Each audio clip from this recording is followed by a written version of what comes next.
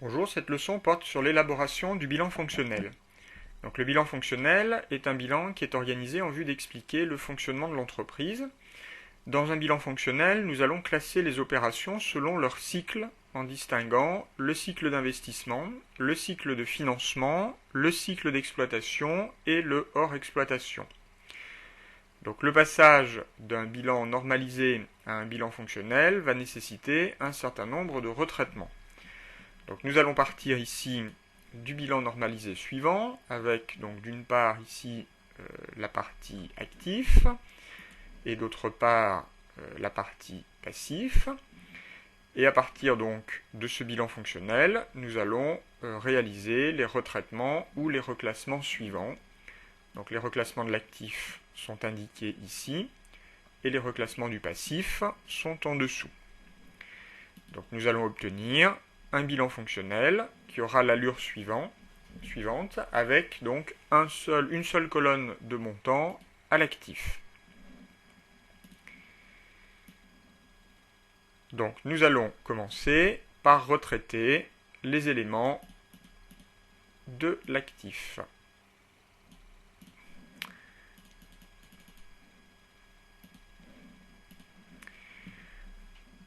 Alors, premier élément important, les montants que nous allons retranscrire à l'actif sont les montants bruts qui figuraient dans notre bilan normalisé. Donc la première grande masse que nous allons créer s'appelle actif stable. Donc je la reporte ici. En fait, les actifs stables correspondent à la fonction d'investissement. Donc nous allons y retrouver les immobilisations et les charges à répartir sur plusieurs exercices. Donc commençons par aller repérer dans l'actif de notre bilan le montant des immobilisations brutes. Donc la partie actif immobilisé se trouve ici. Je vais prendre directement le total qui se trouve dans la case BJ, ce qui me permettra en fait de tenir compte de la totalité des montants qui se trouvent dans cette partie.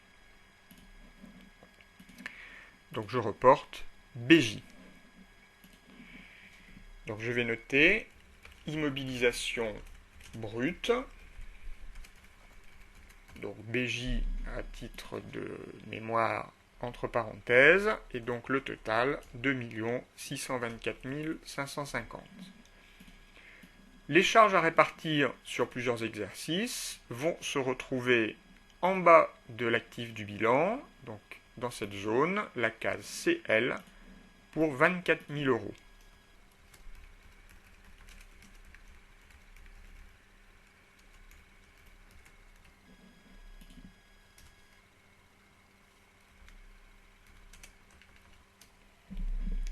Donc pour les actifs stables, cela va me donner un total de 2 648 550 euros.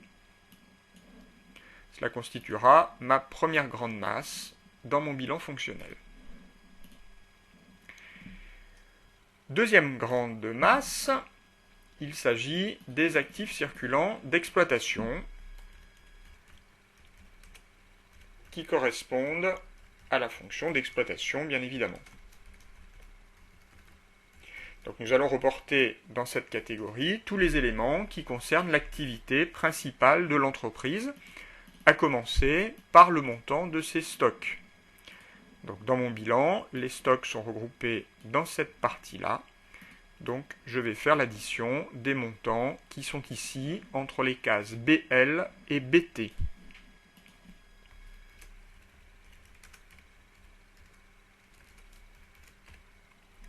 Et j'obtiens un total de 1 020 000. Ensuite, je vais reporter les avances et les acomptes versés. Alors les avances et les acomptes versés que je vais retrouver en fait ici, dans la case BV, 38 000.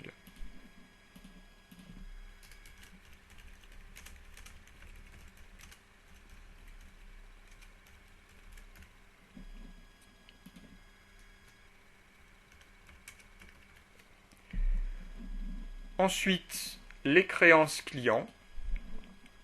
Donc les créances clients vont se retrouver ici, en BX, 480 590.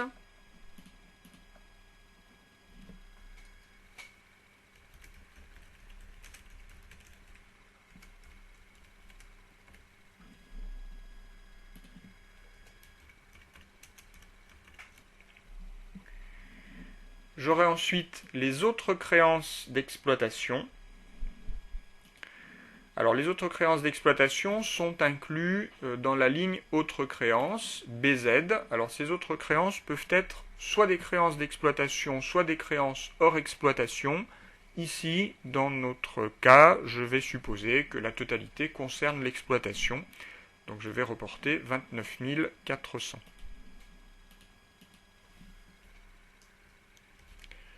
Donc sur une ligne que je vais appeler autre créance et qui correspond donc à BZ. Donc 29 400.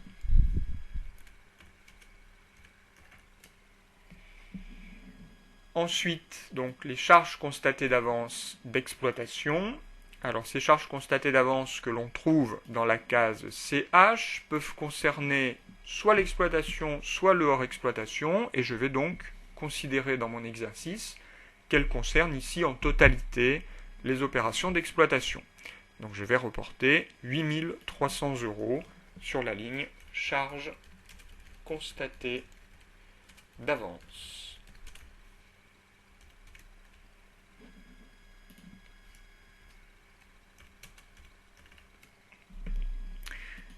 Voilà, donc au final, pour cette grande masse active circulant d'exploitation, j'aurai un total de 1 576 290 €. La grande masse suivante concerne les actifs circulants hors exploitation.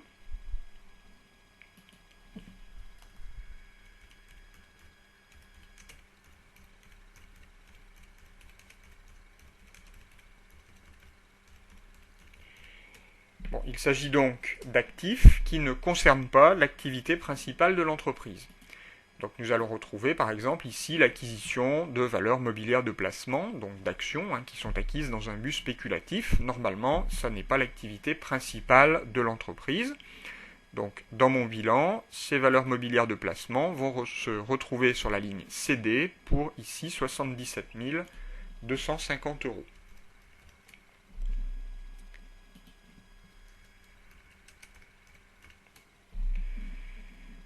Bon, autre créance hors exploitation, bien, en fait, on retrouverait cet élément sur la ligne BZ, mais nous avons considéré que toutes ces autres créances concernaient l'exploitation, donc nous n'aurons rien dans la partie hors exploitation, et le raisonnement est identique pour les charges constatées d'avance hors exploitation dans notre exemple. Donc finalement, pour cette grande masse, j'aurai tout simplement un total de 77 250 €.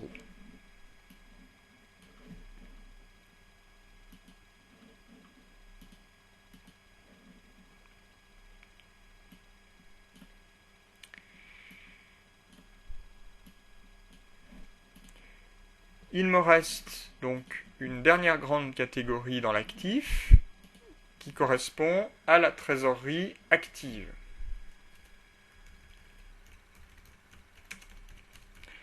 Donc la trésorerie active correspond en fait aux disponibilités de l'entreprise et je vais trouver donc ce montant ici dans la case CF 4800.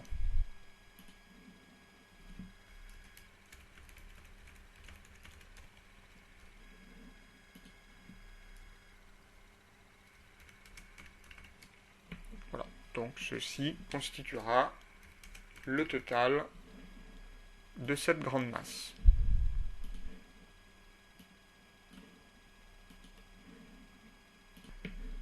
Donc ceci fait, j'ai reporté en fait dans mon bilan fonctionnel la totalité des éléments qui étaient à l'actif. Je peux donc calculer le total de mon actif.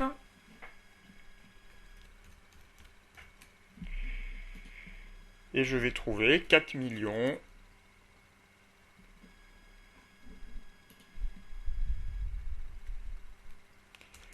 306 890 €, alors que je m'empresse de vérifier dans mon bilan, je le retrouve en fait ici tout en bas, puisque j'ai reporté l'ensemble des montants qui étaient dans la colonne du brut. Je peux ensuite réaliser la partie passif. Donc la première grande masse du passif va constituer ce qu'on appelle les ressources stables, ou les passifs stables. En fait, il s'agit des opérations qui concernent le cycle de financement. Donc nous allons retrouver dans cette partie toutes les ressources qui vont permettre de financer les investissements que nous avons mis en face dans la partie actifs stables. Dans ces ressources stables, nous allons donc reporter, pour commencer, le montant des capitaux propres. Donc dans la partie passif de notre bilan, les capitaux propres, en fait, correspondent à cette partie du tableau. Donc nous allons reporter directement ici le total qui nous permettra de reprendre la totalité des montants qui sont dans cette partie. Donc 1 709 955.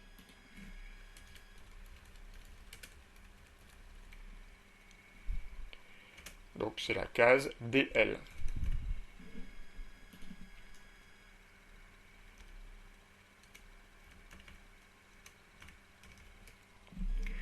Ensuite, nous allons reprendre les provisions pour risques et charges. Donc ces provisions se retrouvent dans cette partie. Donc je vais reporter 9 000 € que je prends directement dans la case DR qui correspond au total.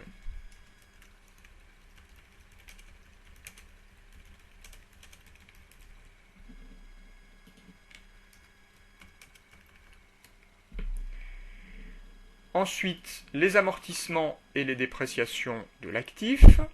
Alors, comme leur nom l'indique, ce sont des éléments que nous allons retrouver dans la partie actif du bilan.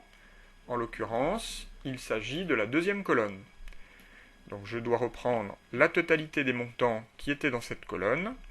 Et donc, pour faire simple, je vais tout simplement prendre le total qui était dans la case 1A, tout en bas de mon actif. 912 335. Donc amortissement et dépréciation 1A.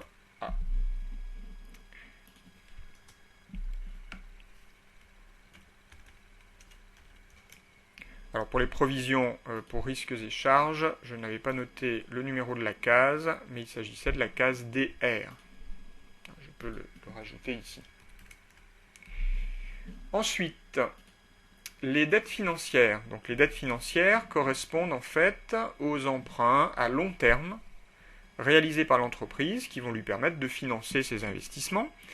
Alors la totalité des emprunts se trouve ici dans le passif sur les 4 lignes qui vont de DS jusqu'à DV. Donc je vais prendre les montants qui sont là. Alors je vais noter dette financière, donc DS ADV. Simplement, dans mon bilan, j'ai à ce niveau-là, sur la ligne emprunt et dette auprès des établissements de crédit, une petite note, numéro 5, qui m'emmène en bas de la page, dont concours bancaire courant et solde créditeur de banque et CCP, 73 500 €. En fait, ces 73 500 € correspondent à des découverts bancaires, donc des dettes à court terme, qui ne correspondent pas à des ressources stables. En effet, on ne va pas financer des investissements avec des découverts bancaires. Par conséquent, je dois penser à retrancher la case EH de mes dettes financières. Donc je vais noter moins EH. Et donc quand j'effectue ce calcul, j'obtiens un total de 709 300 €. Là, j'ai reporté la totalité de mes ressources stables et donc j'obtiens un montant global de 3 340 590 €. Alors pour quelles raisons les amortissements et les dépréciations se trouvent-ils dans les ressources stables?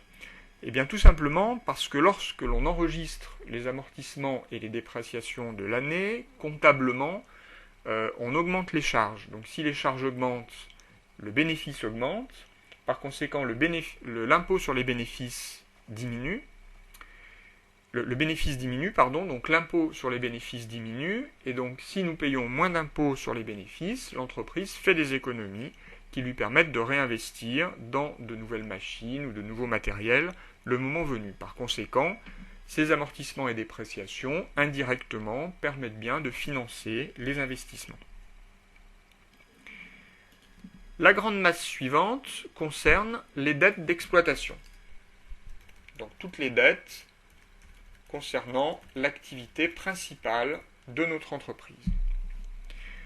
Dans ces dettes d'exploitation, nous allons dans un premier temps reporter les avances et les acomptes reçus. Ces avances et acomptes reçus se retrouvent ici, dans la case DW, pour 32 000 €.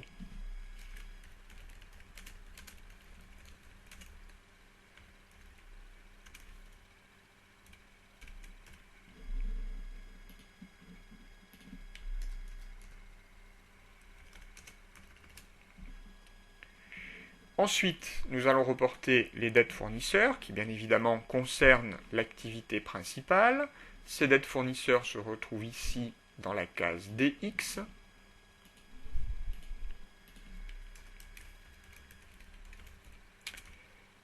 Donc fournisseurs pour un montant de 459 250. Ensuite, les dettes sociales et fiscales, à l'exception de la dette d'impôt sur les sociétés. Alors, dans notre exemple, il n'était pas fait mention d'une dette d'impôt sur les sociétés. Donc, nous allons reporter la totalité du montant qui est dans la case DY.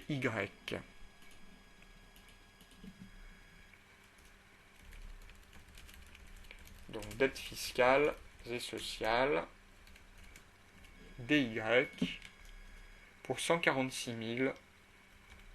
150 €.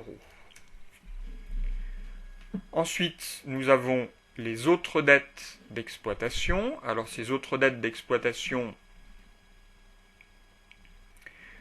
eh bien, en fait, sont incluses dans la partie autres dettes, c'est-à-dire la case EA. Alors, les autres dettes peuvent concerner l'exploitation ou le hors exploitation. Nous allons considérer dans cet exercice qu'elles concernent en totalité l'exploitation.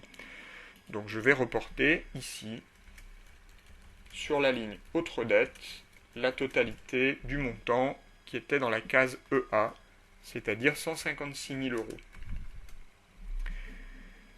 Il me reste les produits constatés d'avance d'exploitation que je vais trouver ici dans la case EB, qui peuvent également concerner le hors exploitation, mais dans mon exemple, je supposerai qu'ils concernent en totalité les opérations d'exploitation.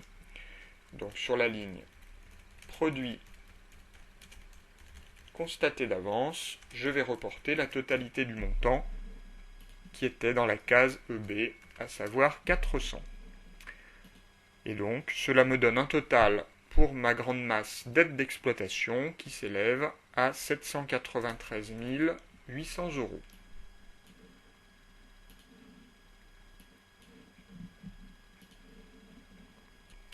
Nous passons ensuite à la grande masse suivante, donc qui va concerner les dettes hors exploitation. Donc des dettes qui ne concernent pas l'activité principale de notre entreprise. Donc dans ces dettes hors exploitation, nous allons trouver les dettes sur les fournisseurs d'immobilisation, qui sont ici, donc dans la case DZ. Dettes sur immobilisation.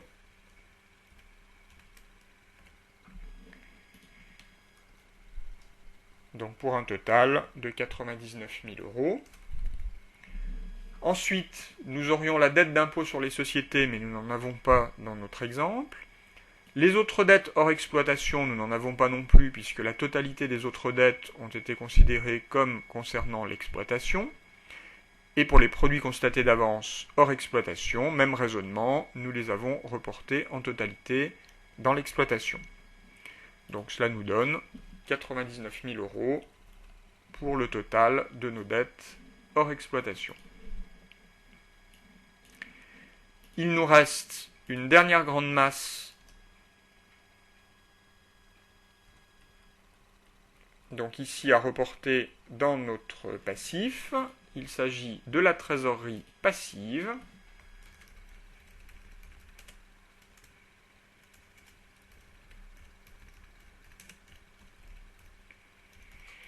Alors la trésorerie passive correspond en fait aux découverts bancaires. Alors ces découverts bancaires, nous les avions laissés de côté tout à l'heure lorsque nous avions reporté les dettes financières. Donc nous allons cette fois-ci les prendre et nous avions donc en EH une somme de 73 500 €. Donc je vais noter découvert bancaire 73 500 et cela constituera donc évidemment le total de cette grande masse qui s'appelle la trésorerie passive ou la trésorerie du passif.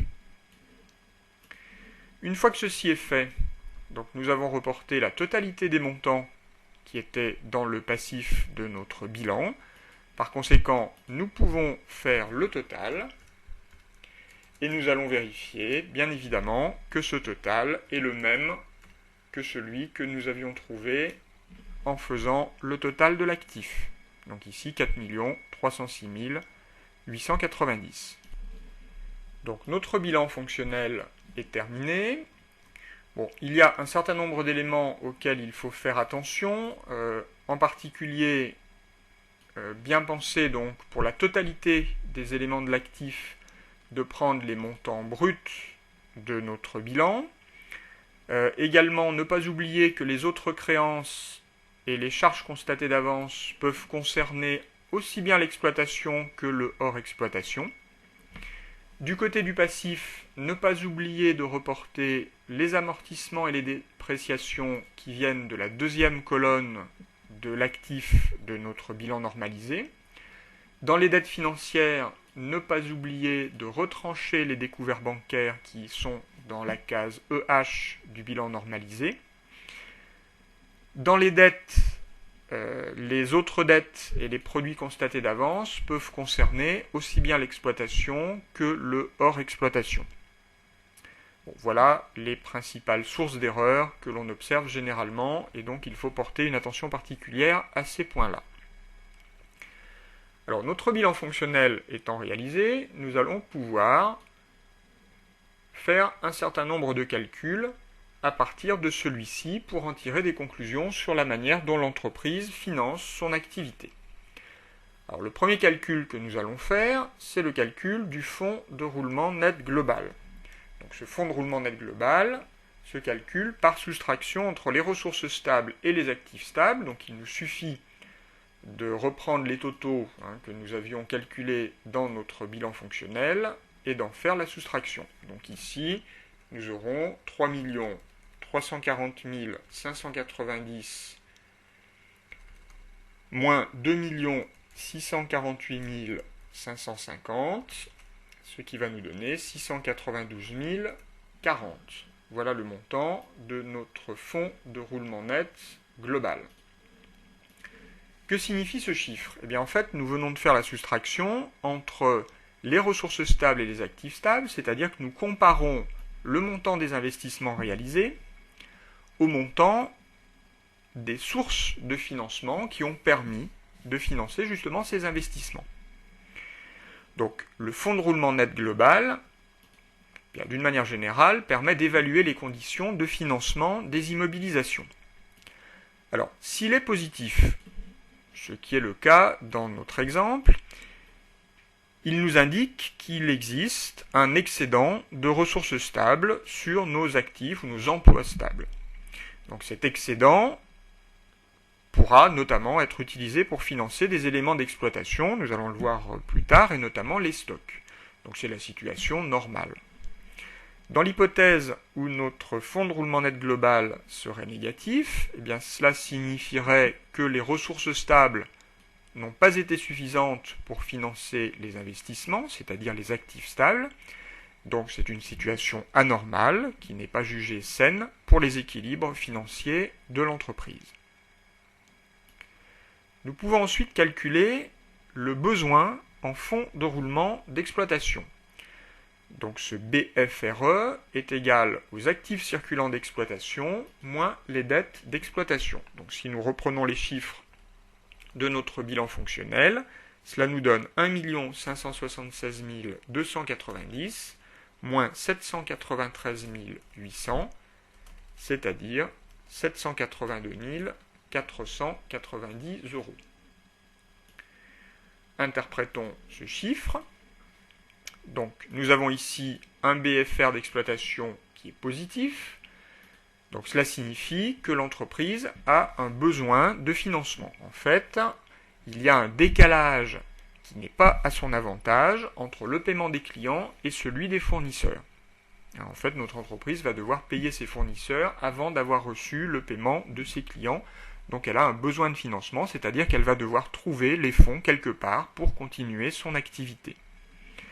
Dans l'hypothèse suivante, si notre BFR d'exploitation était négatif, eh bien nous aurions une source de financement, c'est la situation inverse, c'est-à-dire que les clients payent dans ce cas-là avant que l'entreprise n'ait à payer ses propres fournisseurs. C'est bien évidemment la situation idéale, mais ça n'est pas la situation la plus courante. De la même manière, nous pouvons calculer un besoin en fonds de roulement hors exploitation, par soustraction entre les actifs circulants hors exploitation et les dettes hors exploitation. Ici, l'application numérique va nous donner 77 250 moins 99 000. Donc nous trouvons moins 21 750.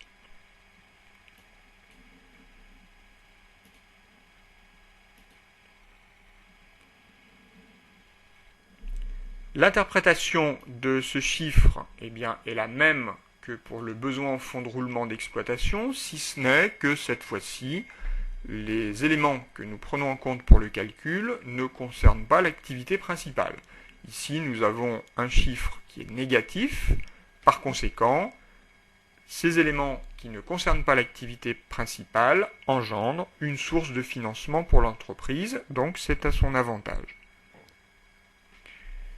Dans le calcul suivant, nous allons calculer le besoin en fonds de roulement, qui sera la somme du BFR d'exploitation et du BFR hors exploitation, c'est-à-dire ici 782 490 plus moins 21 750, ce qui va nous donner 760 740. Donc en tenant compte à la fois des opérations d'exploitation et hors exploitation, nous trouvons un chiffre positif, c'est-à-dire que l'entreprise a un besoin de financement. Donc finalement, si nous résumons ce que nous venons d'expliquer, d'un côté, l'entreprise a un besoin de financement qui globalement s'élève à 760 740 €, et d'autre part, nous avions vu en calculant le FRNG qu'elle disposait d'un excédent de ressources stables de 692 040 €. Il est bien évident que l'excédent de ressources stables doit permettre de financer le besoin. Alors ici en partie, puisque l'excédent de ressources ne suffira pas tout à fait à financer le besoin. Donc nous allons calculer l'écart entre ces deux montants pour voir un petit peu ce qui nous manque. Donc FRNG moins BFR, cela nous donne 692 040 moins 760 740. Nous obtenons donc moins 68 700. Et donc ce montant correspond au montant de la trésorerie nette. Alors nous pouvons retrouver le même montant en faisant la soustraction de la trésorerie et de la trésorerie active et de la trésorerie passive que nous avions donc calculé dans notre bilan fonctionnel. Donc ici 4 800 moins 73 500. Et on vérifie bien évidemment que l'on retombe sur moins 68 700 €. En fait, ici, l'excédent de ressources stables du FRNG n'a pas suffi à financer le besoin en fonds de roulement. Il a manqué 68 700 € et donc notre entreprise a dû faire appel à des découverts bancaires pour trouver ce financement de 68 700 €. Alors bien évidemment, le but de la méthode n'est pas de calculer la trésorerie nette, sinon il suffirait de calculer trésorerie active moins trésorerie passive. En fait, il s'agit de calculer le FRNG et le BFR de manière à pouvoir ensuite les comparer à la situation d'entreprises du même secteur d'activité. En fait, cela permet, par comparaison, de voir si la trésorerie négative s'explique par un FRNG qui est trop faible ou par un BFR qui, au contraire, est trop élevé. Donc, cette situation étant constatée, l'entreprise pourra ensuite prendre les mesures nécessaires pour essayer d'améliorer le montant de sa trésorerie et la faire devenir positive.